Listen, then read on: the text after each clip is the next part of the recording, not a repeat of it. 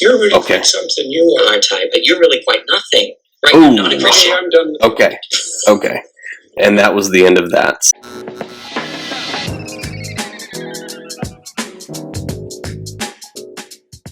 Hi, and thank you for tuning back into Wisdom for the Church. I'm John. We will go ahead and get back into it. Before we get into the content, please do like this video and subscribe if you've happened to come across this channel. It does help me a lot. The basis of my channel is promoting and protecting theological conservatism and applying that theological conservatism, the basic Christian message, essentially into the public arena as well.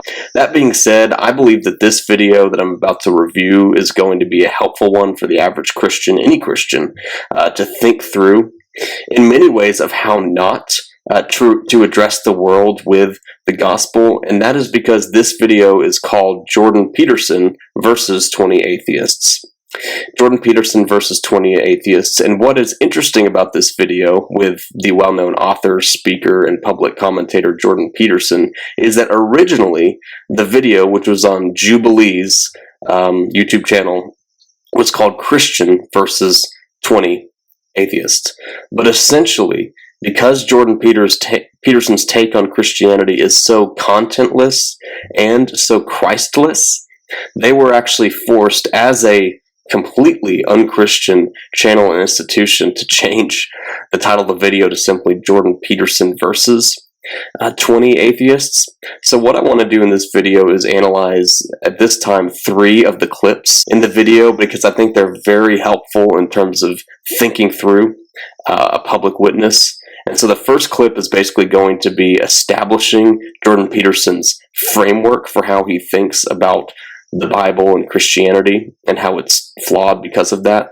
Number 2, he is going to be taken to the carpet in the second video, which I think is a lot, but it's kind of funny. And number 3, I think there is a big opportunity to share the gospel that he just doesn't have because he's not truly a believer, and so we'll go ahead and get into all this. My claim is Jordan Peterson's framework for understanding Christianity is probably not the one that the Bible intended us to use. And that is correct. The lady he's talking to, I think in this video, her name is Zena, one of the 20 atheists. She's absolutely correct. To Jordan Peterson, it's definitely revealed in this entire hour-plus long discussion that he has merely a figurative or allegorical approach to the Bible. That is basically any of the historical claims about Jesus being truly a man who truly lived and died and rose again, or in this clip they'll talk about Cain and Abel. He can't really talk about if these are real history, or rather are they simply, he definitely believes there are moral lessons contained within them. For example, with Christ, the idea of self-sacrifice. But in terms of the historical claims regarding Christianity, he does not delve into that or even take any strong stance, and so she's calling him out on that. I think it's an important point, and she's right. That's the way that you interpret the Bible. I don't see you have said in some circumstances that there's not a way to kind of say whether or not ontologically the historical claims made by the Bible are true. Like, for example, the story of Cain and Abel. You've said that this story is like a meta-truth in the sense.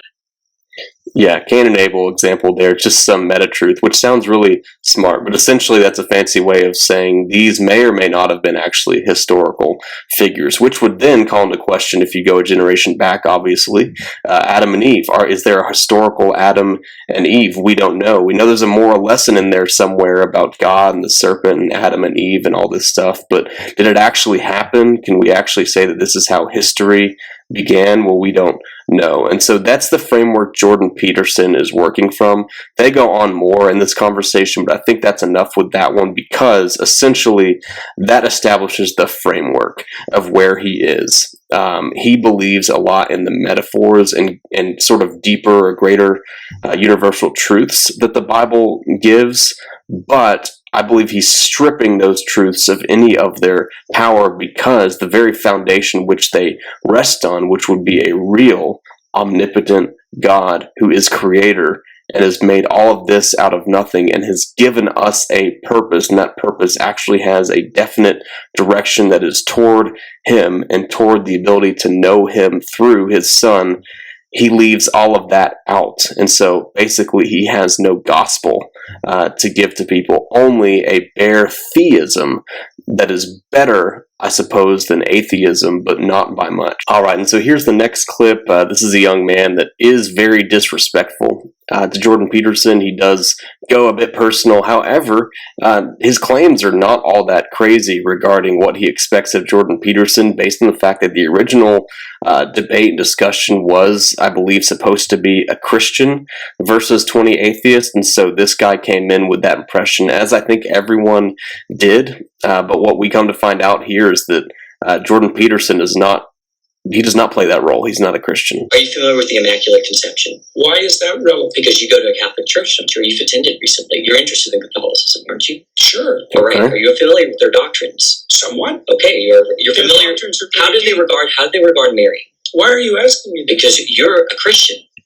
He's a Christian, right? You say that. I haven't claimed that. Oh, what is this? Christian versus atheist? So you can hear the reaction in the background. The guy says, "You're a Christian, right?" Jordan Peterson is like, "What are you talking about? You're the one saying that." So there's definitely some dissonance going on here. Interesting. I don't know. You don't know where you are right now. Don't be a smartass. Uh-oh. Either Need you're a- a Christian or you're not. If you're a smartass. Oh, either you're a Christian or you're not. Which one is it? That's the question. Even though the guy is a smart aleck and kind of being a jerk to Dr. Peterson, it's essentially the right question. Either you're a Christian or you're not, and so therefore, which one are you? So this guy and the other ones, it's interesting. Everyone in the room, one of the first claims that Jordan Peterson makes is that atheists don't understand the God that they don't believe in. And while I understand that that's true to a point, I get the claim that he's making.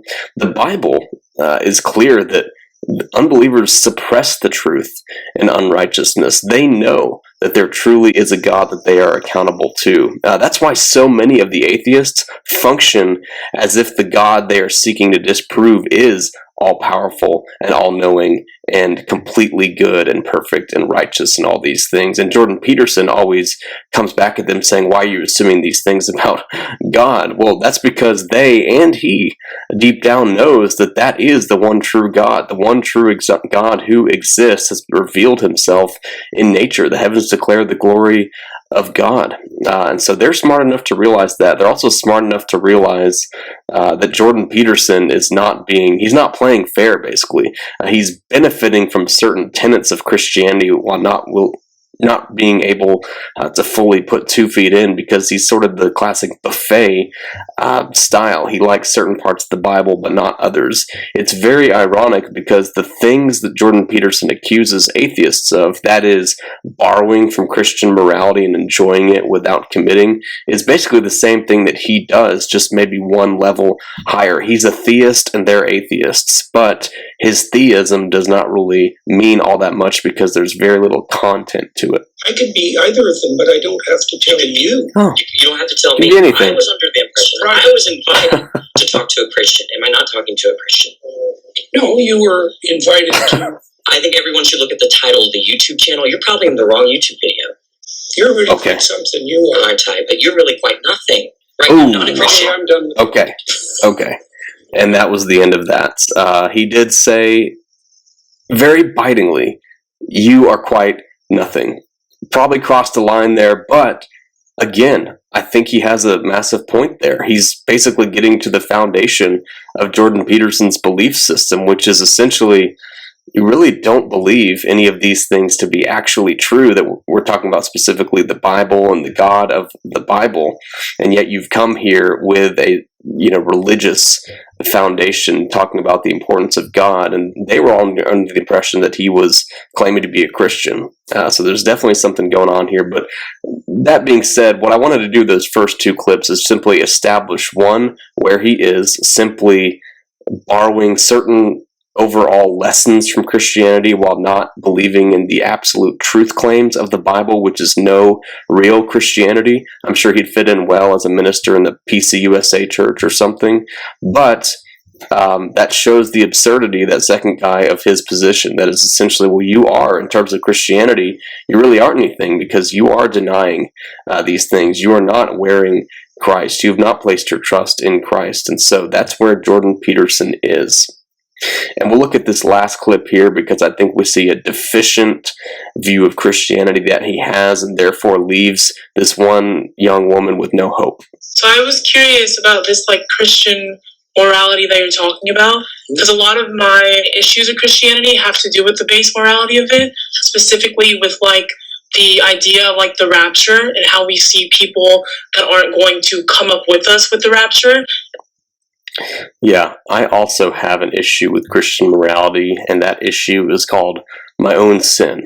And so that's what she's bringing to the table is, of course, in our flesh, the natural man, 1 Corinthians, does not accept the things of God. And so, of course, naturally, we don't like the things of Christianity. Not truly. We do not like a God who's truly sovereign. We do not like an idea of a God who tells us that certain things are off limits or tells us certain things are evil, even though we practice those things. And that's because we are sinners. And so, of course, naturally, we don't like what the Bible has to say about morality. Concept of heaven and hell, I don't really agree with that morality. Yeah. I mean, I don't agree with it because, I don't like it. Do you think, is sin like a part of Christian morality? What do you mean exactly? Sin is like a part. The it's missing concept of sin? Okay, it's derived from an archery term, and it means to miss the target. Absolutely. Yeah, he's right on that. Sin means miss the mark. There is more to sin than just missing the mark, though. So that is important. There's ways that we go past God's law. There is ways, like he's talking about, we miss the mark, we fall short of God's law. We also have issues in the heart. Our very heart is rebellious. And so sin is all encompassing. It's our thoughts, it's our affections, it's what we do.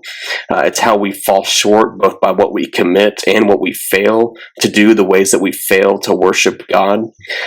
So sin is deep, and it is a part of our very human fallen nature, and we are all unfortunately plagued by sin. Right, and so it presumes that there's such a thing as a central target and that you can miss it in many ways, and the consequence of that will be your life will be ridden with anxiety, your life will be pointless, people will turn... And the judgment of God. So not just anxiety, not just pointlessness. No, though both those things are true, ultimately, sin is first and foremost against God. Against you alone, David says, have I sinned. And so, yes, while sin does lead to terrible consequences here on earth, sin has even earthly consequences. If you live in a sinful way, you're probably not going to have a very good life in the temporal sense most of the time, but it's about the ultimate too, is the most important part. Don't believe in sin at all. Well, that doesn't matter. An error? I don't made any mistakes? What if I believe that the mistakes that you make, that they're fixable, and so that no sin is finite, and that that's a Christian belief. The idea of hell, I don't believe in it. That's also a Christian belief, by the way. True and true. Those are fixed. Those are true beliefs that mistakes, which is really actually sin and evil, are fixable. But the question is, the big question that's been left unsaid so far in any of the clips that I showed is, who's going to fix it? And so far, we've heard nothing of who's going to fix it from Jordan Peterson, other than, if you watch the whole video, a system of self-sacrifice for the betterment of others and the betterment of one's life, which is, of course, a Christian virtue, but it's all about where these things stem from. And so far, we've heard nothing of that from Jordan Peterson. So there's a Christian belief that hell does exist, and if I commit sin, I'm going to go there, correct? Yep. Yes. So what if I don't believe in that? Like, I think can I explain? Again, it does not matter. That is the truth. We all do know there is a God who is truly good and is going to judge sin, and whether you believe that you're going to be judged or not, one day every knee will bow to the Lord Jesus Christ. And so what you believe in this case does not matter, because it is true and is going to happen. Sure. Okay. I think that when you commit sin, that it's because of a lot of environmental factors in your life, like where you were born and who you were raised by. And so there are certain things that lead you down a dangerous path. And once you are dead, I think you're kind of removed of that person. There's no, like... Sure, to a point, I agree with her. Nurture does matter in terms of the environment that you're brought up in.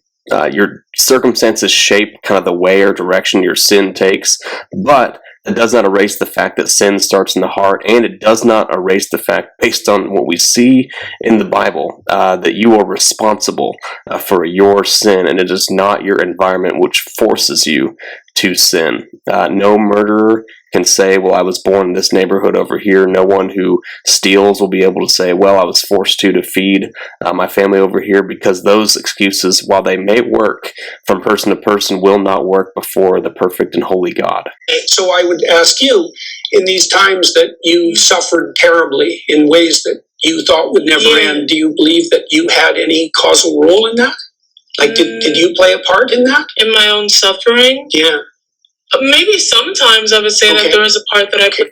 So a small admission of at least personal participation in suffering, and they're in the context of doing things that are wrong, but a very begrudging admission of personal responsibility with one's own sins. So this conversation, I think that the girl he's talking to now, in my opinion, represents probably the just broader viewpoints of our culture in terms of how most people want to live, and that comes with various levels of well thought out intellectual reasons for those ways of living. But basically, like I've said in a previous video, it's the book of Judges. Everyone does right in their own eyes, and she's basically saying that, well, I just want to live how I want to live, and I really don't think that what I've done is all that bad. Yeah, maybe I've done some bad things, but often we're just products of our environment. We're just products of our environment. That's what she's saying.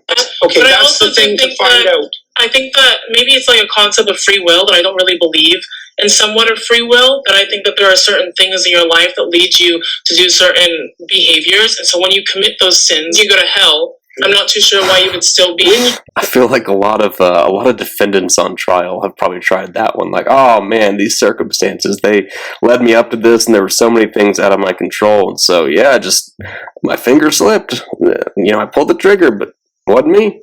Wasn't me. Do you believe that you can change? I do. Do you believe you can? This is the most important sequence, which we'll kind of end the video with, so pay attention. Change for the better. I do. Do you believe that when you change for the better, you abandon the things you've done in the past that weren't good?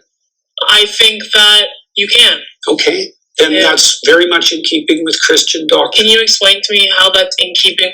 Okay, so somewhat, though it's very vague, somewhat so far so good. Do you believe that you can change for the better? Though that's a weak way of saying it, there's definitely truth to that in the Christian message. But again, it's all about who is doing it and what are they doing.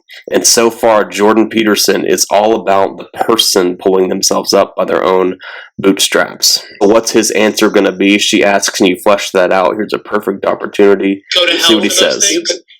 You believe you can improve. Yeah.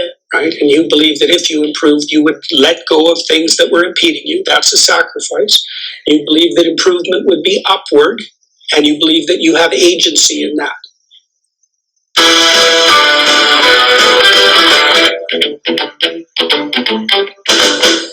Yeah, those are all Christian presuppositions. I guess maybe we have different opinions of what Christian morality is. Yes, sir. So, they'll get to it at the end here a little bit, but basically that was Jordan Peterson's answer. A self-help book in about a nutshell there, about a minute nutshell, is basically, well, do you believe that you can improve yourself if you work hard? She says, yes. And he says, well, we're both batting 1,000 on the Christian framework, essentially. And so what I'm getting at, of course, with this last clip is what Jordan Peterson leaves out of all three of these clips in the entire video is, well, the reality of Christianity. And the reality of Christianity is Christ, the true, real God-man who rules and reigns right now and came to earth 2,000 years ago as a man, the second person of the Trinity, the Son of God, to live a life that fulfilled God's law perfectly and die a death for sinners on their behalf so that you might have life, you might have peace with God, so that these quote-unquote mistakes that they've been talking about, which are really sin and morally heinous before God, can completely be wiped clean, forgiven, and God considers them no more. He has wiped them from the record. An amazing thing. But I think you see in this video that Jordan Peterson, he doesn't offer the gospel.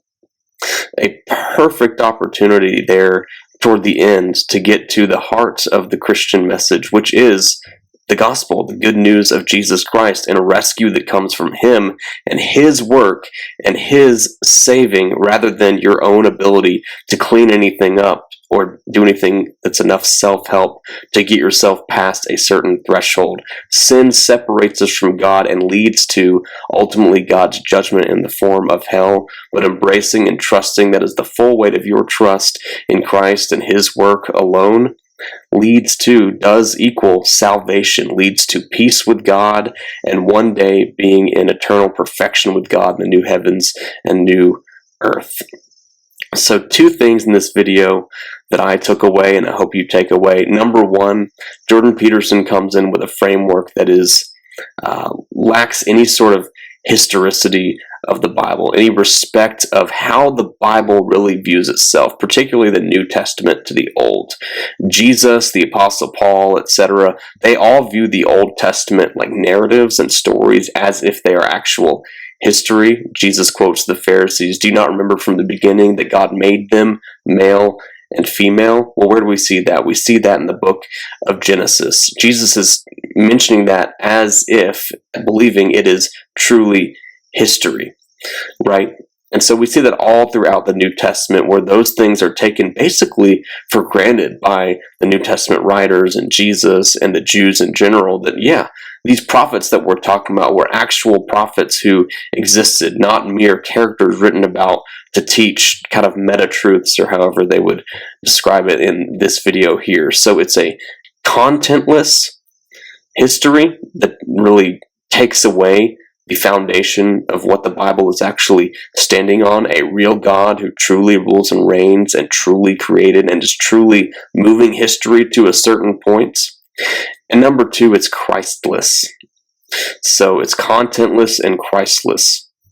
I don't think Jesus was really brought up more than a couple times in this video, and it was usually by the atheists who said, well, do you believe this about Christianity's truth claims about Jesus being the God-man or him rising from the dead?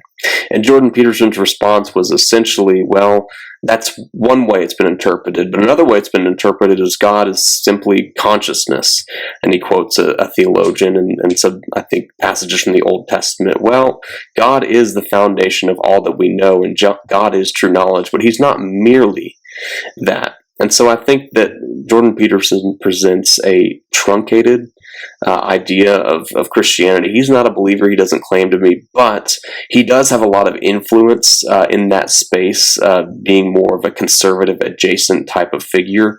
And so hopefully that's helpful to think through this video that I've reviewed here, in terms of, he is very smart and has a lot of good things to say, but the deficiencies are so clear, because the type of Christianity that he offers is basically one that doesn't provide any real hope or answers to the burning questions that a lot of these, for example, atheists have. It's essentially just do your best and pursue your best self, because that is what God, who might be real, it might be just consciousness, wants, your better self. So I'll probably do a part 2 if this video gets some good traction. I really do think there are some funny clips in the video as well. Honestly, some funny outfits a little bit too, I'm not going to lie, in the video. Not as much in the clips that I shared here, but we'll see if we get into some of that. But I hope you found this helpful. Please do like the video and subscribe to the channel. Thank you for watching.